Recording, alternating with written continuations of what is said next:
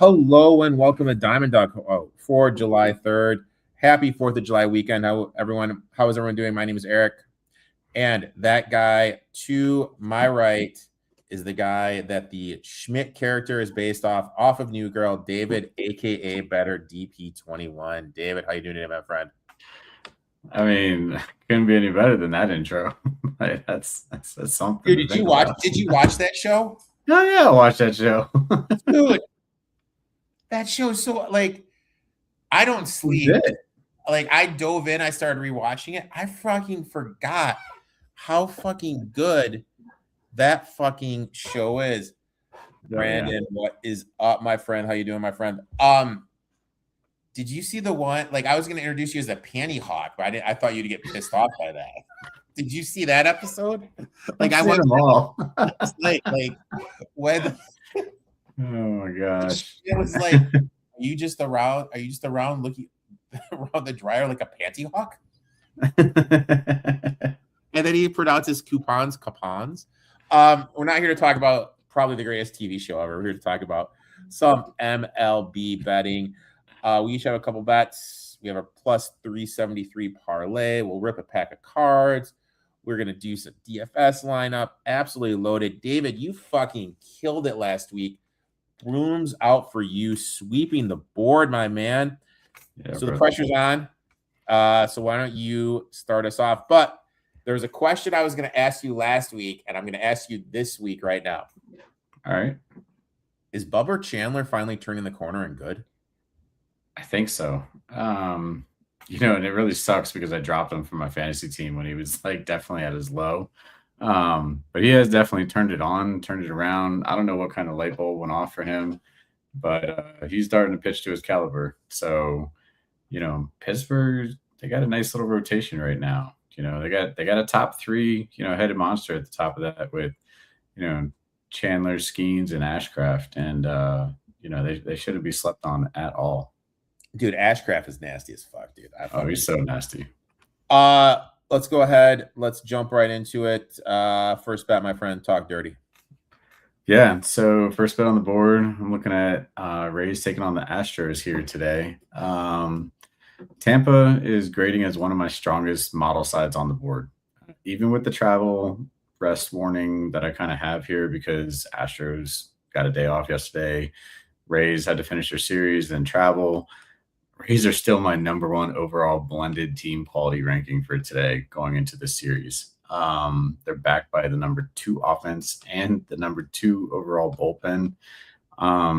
Offensively, Tampa's been elite, 384 over their last 7 when it comes to their weighted on base average, 343 over the last 2 weeks, and over the whole month, 324. So really, really high offensive output, coming from Tampa across. They just find ways to score. They're that team that I talk about when I say teams are getting back to small ball.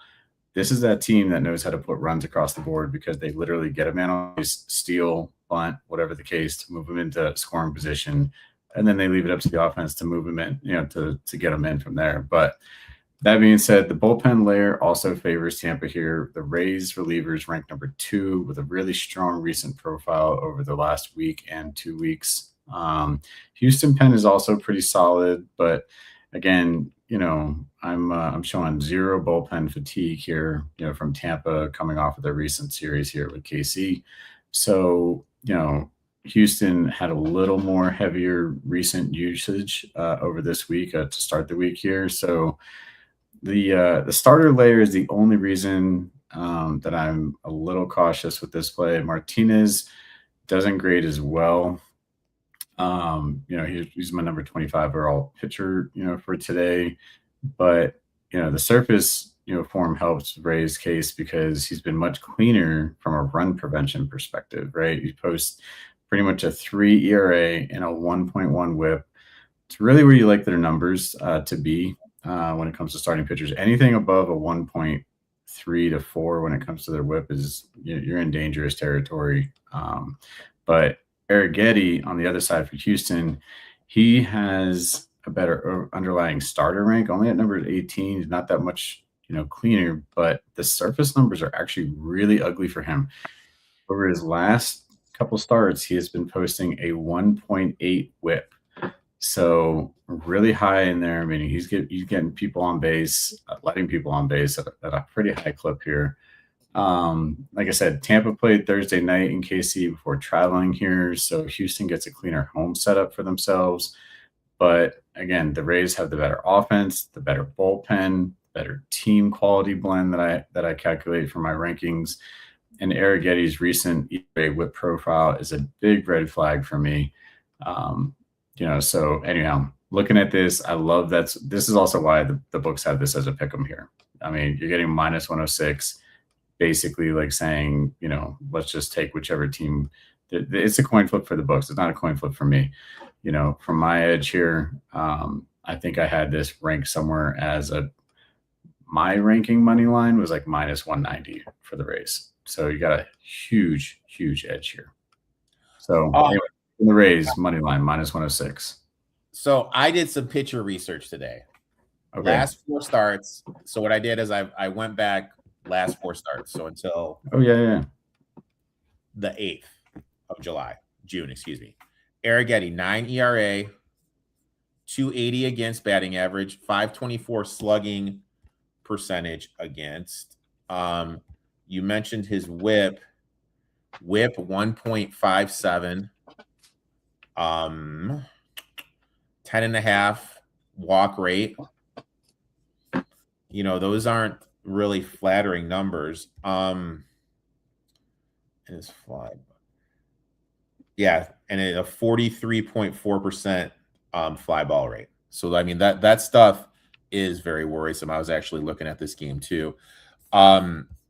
Our boy Brandon, Boston Boy 83 in the chat, loves Tampa tonight as well. Nice. I'm doing a player prop. I'm going to my man Sam at the Chole over 1.5 hits, runs, RBIs at minus 115. One of the highest years in baseball against right-handed pitchers over the past week. Top of the league in hits, runs third in runs scored, batting incredible 400 against righties at stretch. He's also gone over this prop 4 of his last 5 games. He's facing Gavin Williams, and this matchup sets up well based on Williams' pitching mix. Against left-handed hitters, Williams throws a curveball 30% of the time. Sam has crushed the pitch this season, 455 batting average, 545 slugging percentage, with a 463 weighted OPA. The expected metrics just as good, 447 expected, 542 slugging percentage, 454 expected weighted OPA. Williams' second most used pitch against left-handed hitters is a 4-seam fastball, throws it about 27% of the time. Sam has done some serious damage against that pitch, 371 batting average, 586 slugging percentage, 44 weighted OPA. Once again, the expected matrix, I can't even talk, 367 expected batting average, 559 expected slugging percentage, 445 expected weighted OPA. Williams has been more vulnerable against left-handed hitters recently, batting 264 against him. Looking at Williams' entire pitching profile, Baseball Savant has Sam expected 302 batting average, 441 slugging percentage, reinforcing this is a favorable matchup. Sam swinging the bat with confidence. Recent production has been outstanding. And the pitch-by-pitch matchup works heavy for him. So, look, I got minus 115 at this over at Hard Rock for Sam Arch. At the core, I can't even say it. Antonacci over 1.5 hits, runs, RBIs, my friend. Next one, my friend. Where are you going? Yeah, so I'm actually looking at the Mets versus my Braves today. And I'm on the Mets money line. Again, this is why y'all know that I'm not picking, just to pick. My model is showing me a huge edge here for the Mets. So the Mets money line here is at minus 103. And my model's win probability for the Mets is at 66%. The book implied odds here are saying 50-50 at the minus 103. And really getting a huge edge. It's a 15.1% edge over the book line because my fair value market line that I calculate for the Mets is also at minus 190 for this game. So where you're looking at this is team quality blend for the Mets is number 6 overall versus Atlanta at number 3. The offensively, everything screams Mets in this game. They have the I mean, they're not in my like overall top 10 rankings. They're number 11 just outside of that, but Atlanta's offense is dead cold. Like the Mets are stable to good. The Braves are ice cold. They have no bet. And I mean, I keep it really simple, right? You bet on teams that are hitting and scoring runs. That's that simple. That being said, the Mets also have the bullpen edge in this game. So once we get past the starter layer, their pen is ranked number 5. They also had a rest day for themselves.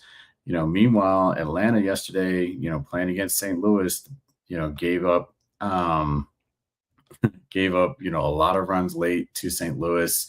So they definitely have some recency usage that is definitely going to fatigue their bullpen here later in the game as well.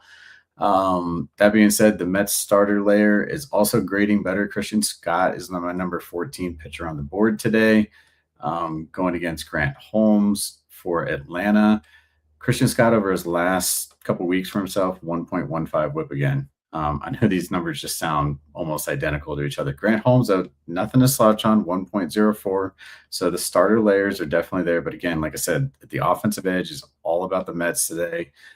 Atlanta's bats are just too ice cold for themselves. And then the bullpen should take over and be more well rested for the Mets as well. So really love this. I mean, just overall, as I kind of look at this, everything, when it gets into this, the Mets are just my cleanest play here on the board. It's kind of a fade, like a cold team as well in Atlanta, but they don't need Scott to dominate this game. They basically just need the better team profile to show up here. So, better recent offense, better bullpen, better underlying starter indicators, cleaner rest for the Mets. Take the Mets on the money line. It's such a pick 'em game for them, but take that minus 103.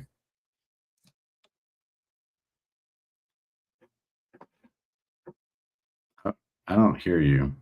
We all have strengths in life, and I will full on say it.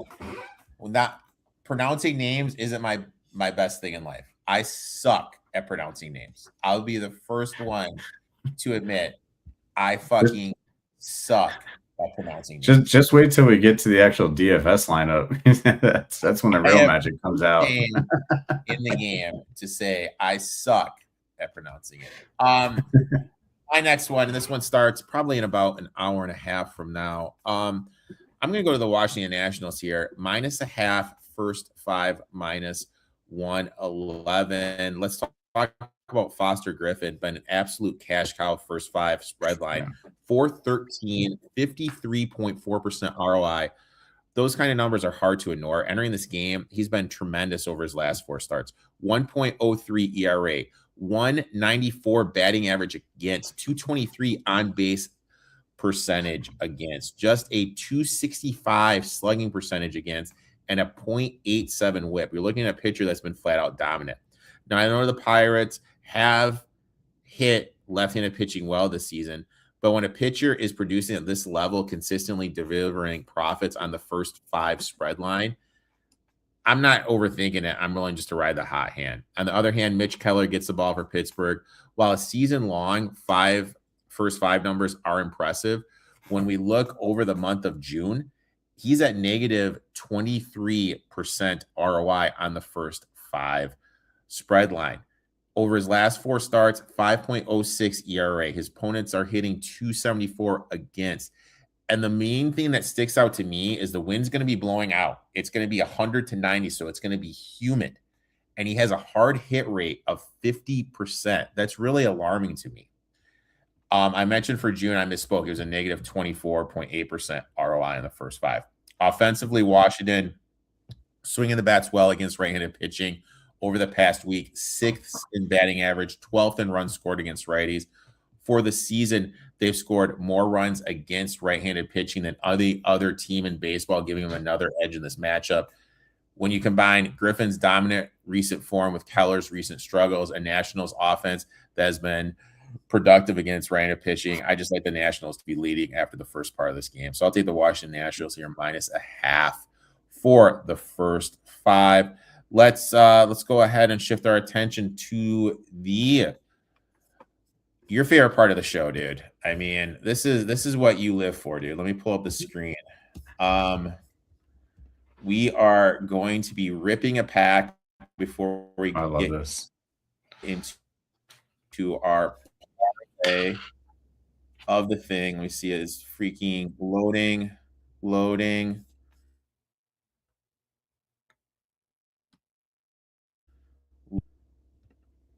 You ready? Or did I freeze? Do it. I froze. Yeah, you did for a minute. Great. You're good. You're good now. Here we go. Ready? Ripping it, baby. Boom. No whammies. No whammies. Here we go. No whammies. Big bucks.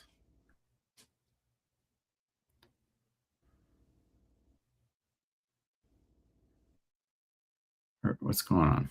Let's go. Daryl Strawberry. Hey, all right. That's all. Right. I get no picture of the card. I get a Daryl fucking Strawberry.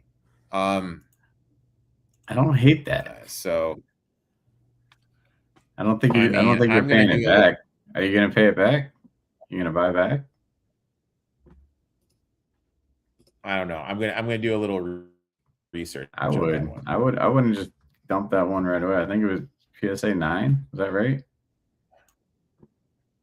PSA 9, Daryl Strawberry. When we're talking the parlay, the thing I don't like is there's no picture though. Yeah, I mean, you got to see the picture. Got it. That's going to determine whether you would keep it or not. Yeah. Yeah. Am I frozen? I got you. Little. Yeah, so let's go ahead.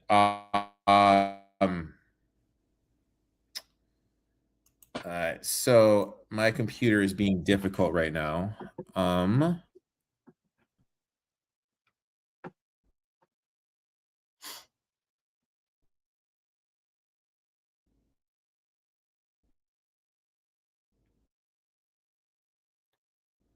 Can you hear me, my friend? I got you now. Yeah. Oh, and he's out.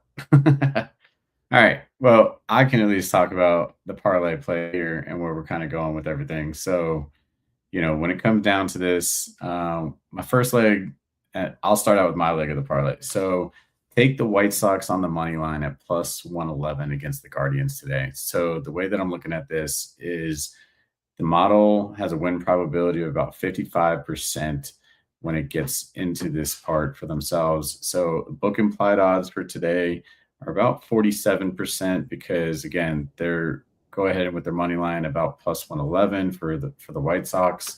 My fair market value line that I calculated for the White Sox is about minus 120. So we have an edge of about 8% to get into this. But, overall team quality blend here rankings is that the White Sox are my number 4 overall team going against Cleveland as my number 21 overall team. Offensive edge is huge for the White Sox, and it showed up again yesterday, even as they started this series on a Thursday for themselves. So offensive ranking for themselves, is number 5 overall. They have a huge advantage when it comes to their weighted on base average for themselves, sitting at about 341. And this is why they get to be such a big road dog for themselves as well, because everybody keeps sleeping on the White Sox. I don't understand why. I could just bet them all year long and I'd be plus something crazy right now. But into that, the bullpen edge is actually with Cleveland here. Chicago, the White Sox pen is number 12. But, Cleveland pen is ranking number 4 overall. They have a little bit more rest. They haven't had as much usage for themselves. So if this is tight late, the bullpen layer may lean toward Cleveland, but offensively is where I'm kind of keeping my focus here. It is definitely the better layer for this game for themselves, especially when you're looking at, the quality of these two teams between number 4 and 21. I mean, that's a big disparity when you start really kind of looking at, how these teams are matching up against each other. Starter layer, really close, actually. Gavin Williams definitely, I think, is the better profile over Anthony Kay. But man, when Kay shows up and he is on, that man is a dangerous threat for himself. So I really kind of actually like the starter to also lean with K here for himself. From a travel perspective, situationally, very neutral because it's the same series in Cleveland. Like I said, just got started yesterday, but fatigue is kind of weighing on Cleveland right now, right? So they played Thursday night, and Cleveland came out on top. But again, I really like the White Sox here. Just overall, they are just a really good plus money model value here. A lot of high variance for this, but the offensive and team rank edge is very real, and it's never done us wrong in the last few weeks. I don't expect us to do wrong here tonight either. So take the White Sox as the first part of your parlay, and then Erik can talk about his. I took Luis Garcia Jr. over 2.5 hits, runs, RBIs. Let's start with his recent form. He's been outstanding over the last week against right-handed pitching, leads Major League Baseball in hits, ranks 4th in runs scored, 3rd in RBIs. He's gone over this number 4 of his last 5 games. Now let's dive into the matchup against Mitch Keller. According to Baseball Savant, expected stats for Garcia: 47.1% hard hit rate, 347 expected weighted OPA, 286 expected batting average, 491 expected slugging percentage. Those are elite underlying numbers that suggest plenty of quality contact against left-handed hitters. Keller throws the four-seam fastball roughly 35% of the time. When we look at Garcia against the fastball, 273 batting average, 545 slugging percentage, 404 weighted OPA. The expected metrics are more encouraging: 298 expected batting average, 578 slugging percentage, 396 expected weighted OPA, and a massive 50% hard hit rate. When you apply Garcia's current form against a pitcher whose arsenal matches up well for his strengths, this is a spot where you can see multiple paths to cashing this prop, whether it's collecting a couple hits, scoring runs, driving in teammates, or hitting a dinger on his first at bat. I'm going to take Luis Garcia Jr. over 2.5 hits, runs, and RBIs. Dude, did I get through all of that without my lovely internet freezing from Comcast? Yeah, that was impressive, actually. Dude, maybe it's just like the packs. You know what I mean? Maybe it's just that it does it at. I don't know. I don't know. I mean, you're great now. Let's go ahead and let's bring up our old DFS lineup. If StreamYard would let me, we're doing the old half. So let's start with pitchers. All right. So you ready to be impressed, my friend? All right. I'm ready. All right. So looking over this, the last starts, this is the thing. The pitcher with the lowest ERA over the last 4 starts. Do you care to guess? Say it again. The pitcher what? With the lowest ERA over the last 4 games of the players going tonight. I'm gonna guess Kyle Harrison. Wrong. Who you got? Detmers? Bennett? Logan Webb. All right. Logan Webb, 0.87 ERA, 170 batting average against, 193 OPA, slugging of 263. A whip. What's Logan's whip at? I don't know. Now the site I use to do everything. Oh, here we go. His whip is 0.68. My worry point, though, is it's Colorado. At Colorado. Yeah.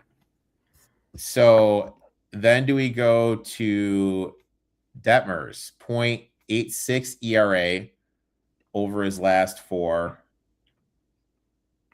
And where's his ERA? His ERA is pretty good too. 2.81 ERA, 169 average against, 227 weight OPA, 247 slugging. Can I talk you into a little Reed Detmers? Of course, I like Detmers, but I find him. I mean, he's serviceable, right? Like I definitely had him as one of the pitchers, but he hasn't been great over his last few starts. It's like a 1.5 whip for me. Really kind of up there. I think the 2 people that I really like the most value on for tonight So would before be you say it, let me ask you this, because I tend to look at the last 4 starts, but it sounds like you look at a smaller sample size. I do, yeah. So when you look at a pitcher, what sample size are you talking about? I'm looking over 2 weeks because that's going to give me at least 2 or 3 starts. So basically 2 starts. 2 to 3. I mean, sometimes it's 2 in a week, right? So yeah, it's generally about 3 starts is what I'm looking at. So I try to go from that lens because it's better recency for performance. You know, sometimes it'll show their profile a little bit better, but if you go wider, I mean, it's not a bad thing. It's just, yeah, I look at it from a smaller lens, I guess. So I mean, before I sorry for interrupting you. What pitchers were you looking at? So I mean, it depends on the prices that we're getting here, but I definitely really like 2 pitchers tonight, and one of them was going to be Christian Scott for the Mets. Obviously, he's further down on this list. Not going to be 7,200 right there at the bottom. Yep, 7,200. Okay. Right, and then I mean that's just because of how cold Atlanta's offense. I mean, I just talked to that, and then I was going to kind of back you a little bit and go with Foster Griffin. I just don't know if that's too early of a game that they're not available. That's too okay. early. So if that's the case, I think a sneaky value target right now is going to be the opposite side of what you were just talking with Detmers and going to Jake Bennett for Boston. Ooh. Now we could increase this depending on how we lay out the rest of this, like board here, and then be able to pick up someone like, Kyle Harrison for Milwaukee. But I really like these 2 values just to get started with where they're at. All right, so let's go ahead and let's dive into the lineup part of it, the meat and potatoes. Geez. All right, at catcher, I think we have to go with Dalton Rushing.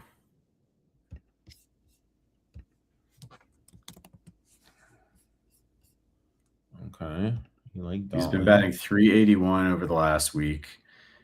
He had a hell of a night last night welcoming San Diego with a home run. And yeah, I really like where he's at right now from just seeing the ball at the plate. Now, what about going to a hitter-friendly park? Was just that course. Now I was going to go with Javier, but I think Javier's a catcher too. Who's that? Javier San-Ojara from the Marlins. Oh no, he's a second baseman. Oh. Over the last week, second in hits. Yeah, you should put him in our lineup for sure. He's been batting .545 over the last week. So we'll put him in. So we can move him to third if we want to. Interesting.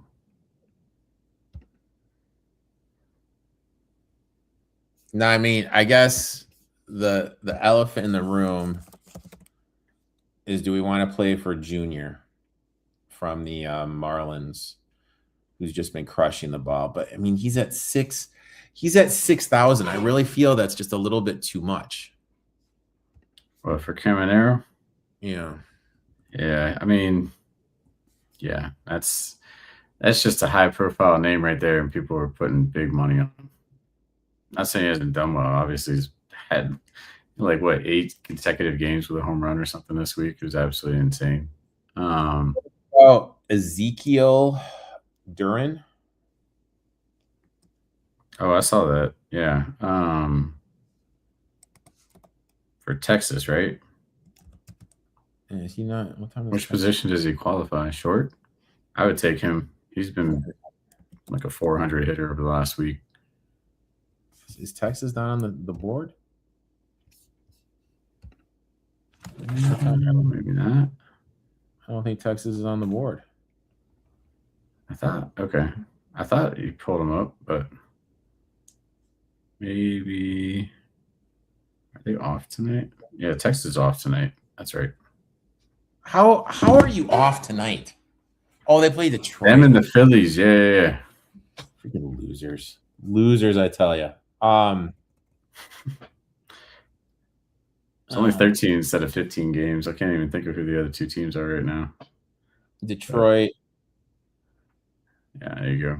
Rangers. All right, so what are we looking at? First, maybe from the Cubs. Oh no, they're playing right now. What about Trey Turner? What's he at? Oh no, Trey Turner's not playing. Jesus Christ, dude. No Phillies, bro. Jesus. What about Trevor Larnach from the Twins? Twins? Yeah, I'd pick him up. I know 400 over the last week. I know everyone's gonna freak out, but Garrett Cole has not been that good. Yeah.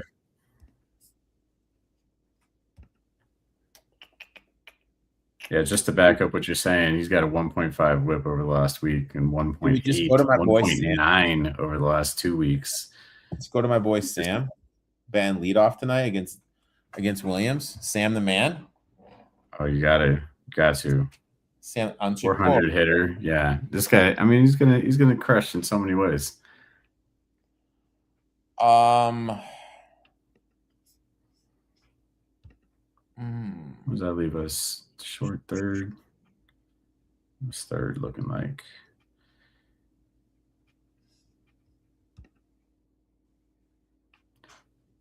Dude, your boy Mickey from Colorado's been killing it too, dude. I know. I mean, he's Moniak. Yeah, he's doing pretty good. I was gonna say, I think we're gonna need a couple Colorado guys in here. Or some giant guys in there. All right, so why don't you make your pitch for where you're gonna make your pitch? Where I'm gonna look something up.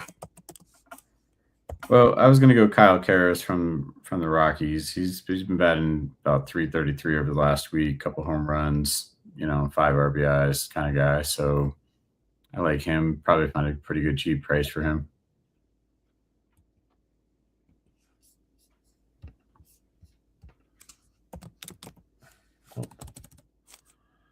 Kyle Karras.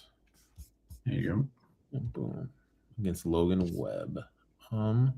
Guaranteed in the lineup, which is good. Oh my God. Jesus Christ. Short. Kurtz. I mean, they have Kurtz projected so well tonight, dude. He's at 6,500 though. I mean, we're probably gonna have the money. All right. Let's put Kurtz in. Let's see what we're working with here. I mean, just still puts us at 46. Do we have anyone in from the Rays? Not yet. But I think so long as he's starting, and I think he is, Cedric Mullins might be the guy we want to target. He's been batting 370 over the last week with 4 home runs and 7 RBIs. That's pretty good. Fire. That's pretty good. Yeah. So let me look at these pitchers real quick. So these are the pitchers that have been given up the highest average against. The top 4 are Cole, Costello, Spencer Aganetti, and Gavin Williams. So we got someone on the Rays lineup. God, who is Seattle playing tonight? Toronto. Seattle's playing Toronto. Seattle, and Toronto's pitching Cease, but they get a travel advantage at Seattle. I mean, like I'm just saying, like, do you want to look at, like, I don't even know who the shortstop is off the top of my head of Toronto. That really doesn't do anything for me. Let me see here. You pull up. You're on the shortstops. All right. So, what about Betts? Betts, I feel like he's been doing good. Yeah, I would put in Mookie Betts. Do they have him at short though? They do. You had them on the list there. So if we put bets in, what if we? I'm curious about changing out Kurtz though. I'm sorry. Who? I'm thinking about changing out Kurtz like from first. I feel like we could find better value and then maybe upgrade one of our pitchers if we wanted to.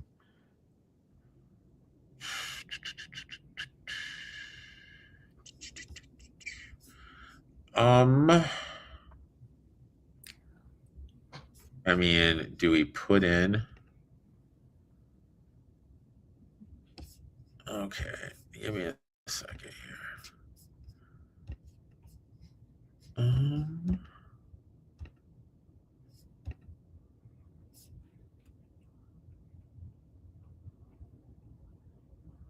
Do we put in Vladdy?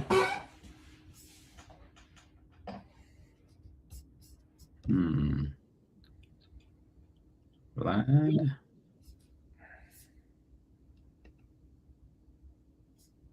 Where's Freeman in this? Or you just focus on one game? I mean, the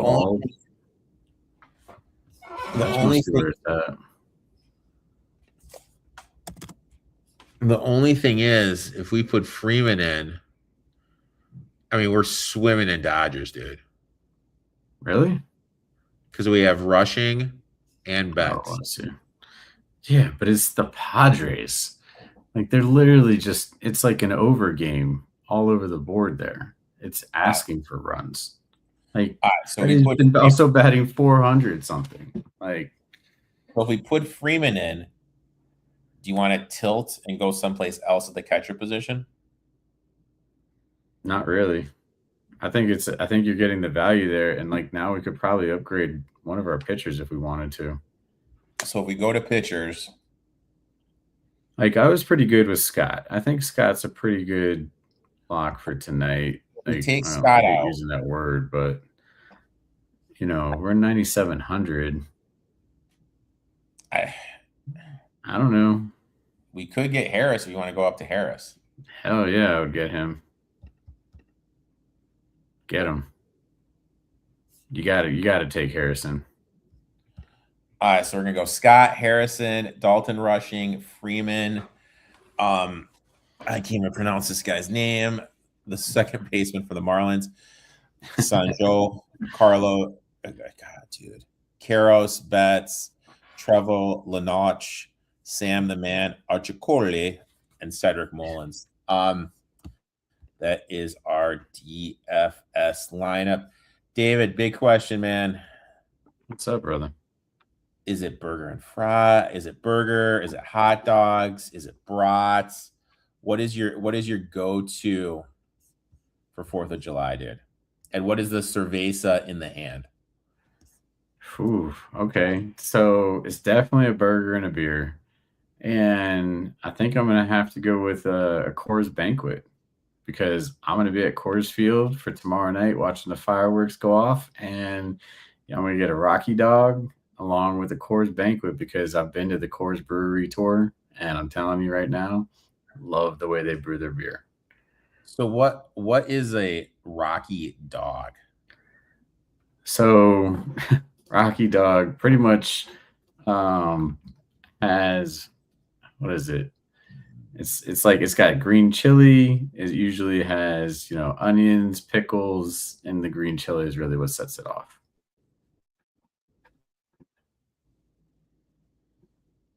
And the green chili is what sets it off. Okay, interesting. I can't handle spice, dude. I'm a sensitive fuck. David, I'd like to thank you for talking. I'm a sensitive guy, man. I'm a sensitive guy. Talking a little shop. Why do you tell everyone where they can find you on social? Why do you tell everyone where they can find you on social? Yeah, as always, anybody wants to talk shop, look for me on X or Instagram. Same handle here, BetterDP21. Be happy to give you any of my daily game rankings whenever they're available. Follow me for more. Be happy to answer any questions. And thanks for having me, man. I always appreciate doing this. Give that man a follow. If you're watching, join my fucking Discord. I'm trying to build that fucking shit up. We'll be back next week, hopefully with some more winners for you guys. Best of luck in your bets. Enjoy your 4th, everyone. Be safe, and Good luck, brother. Yeah, have a safe 4th, everybody.